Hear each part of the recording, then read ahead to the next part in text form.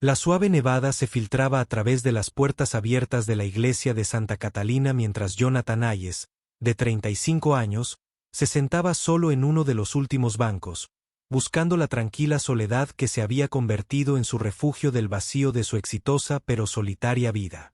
Como director ejecutivo de Industrias Hayes, Jonathan dirigía salas de juntas y gestionaba millones de dólares. Pero la riqueza y el poder nunca habían llenado el vacío dejado por su matrimonio fallido y la familia que nunca pudo formar. La iglesia estaba casi vacía esa tarde de un día laborable, con solo unas pocas personas dispersas entre los bancos de madera.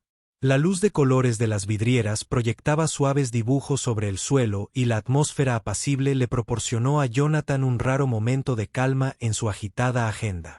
Mientras Jonathan permanecía sentado en silencio contemplativo, se percató de un pequeño alboroto cerca de la entrada de la iglesia. Una niña de unos 4 años parecía ir de un banco a otro.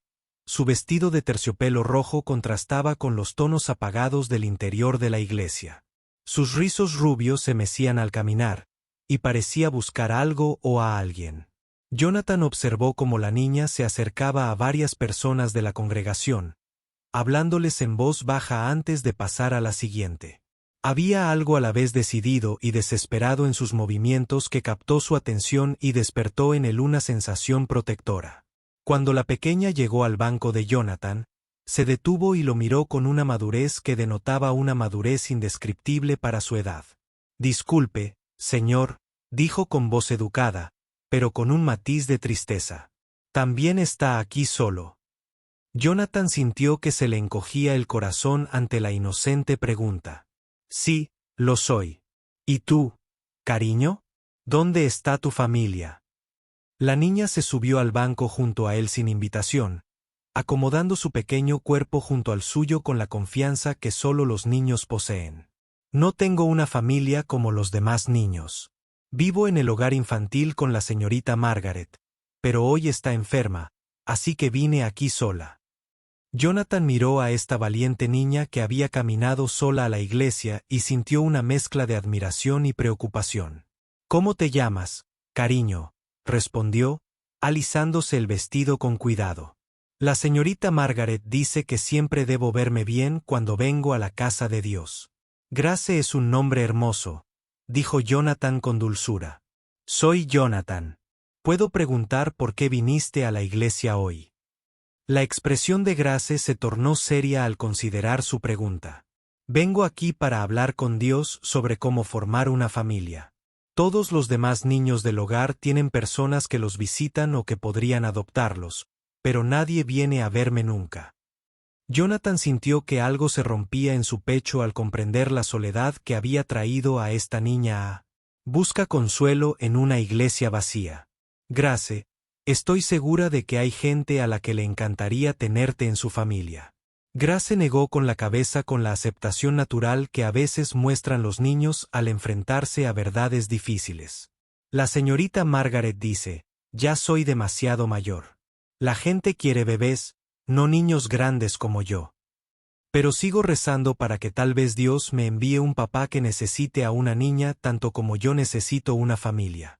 Jonathan miró a esta niña extraordinaria que enfrentaba el rechazo con tanta gracia y determinación, y sintió que su corazón se abría como no se había abierto en años. «Grace, ¿qué le dirías a un papá si Dios te enviara uno?» Grace se giró para mirarlo de frente. Sus pequeñas manos se extendieron para tomar las suyas, mucho más grandes. «Le diría que sé ser buena, que sé estar callada cuando necesita trabajar y que sé cómo hacerlo feliz cuando está triste».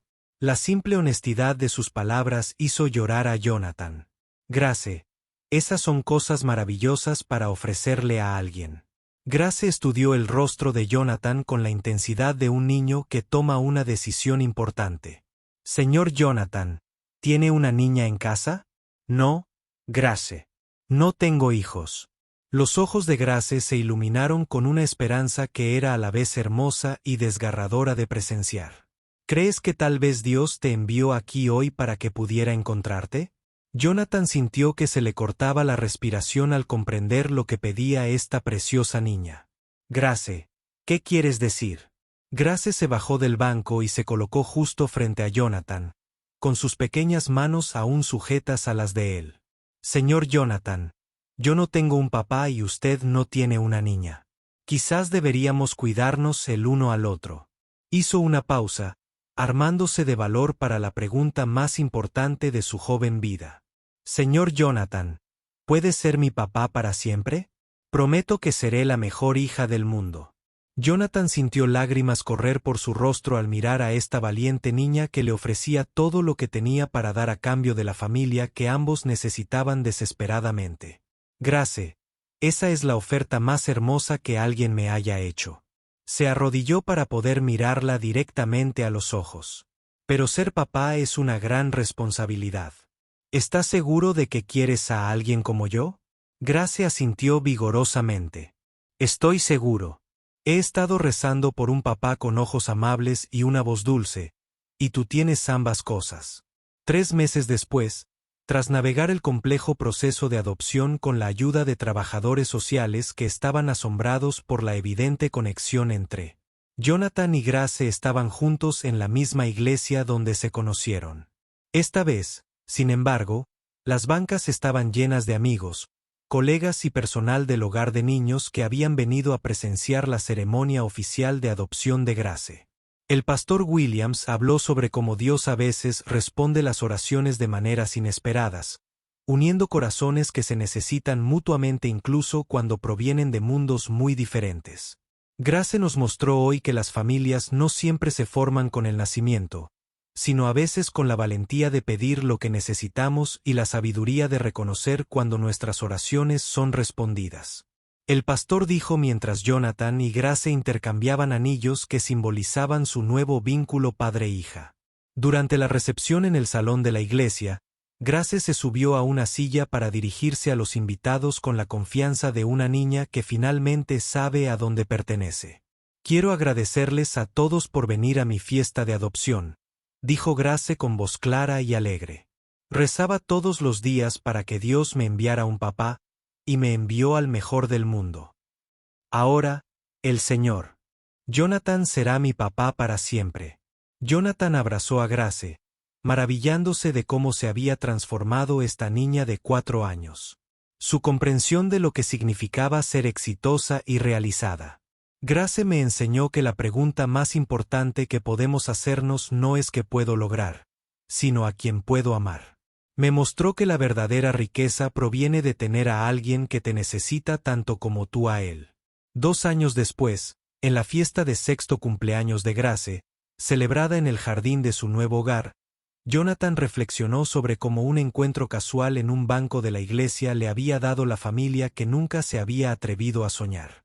Grace, ahora con éxito en la escuela y rodeada de amigos, corrió hacia él con un dibujo que había hecho de su familia. Papá, dibujé esto de nosotros en la iglesia el día que nos conocimos.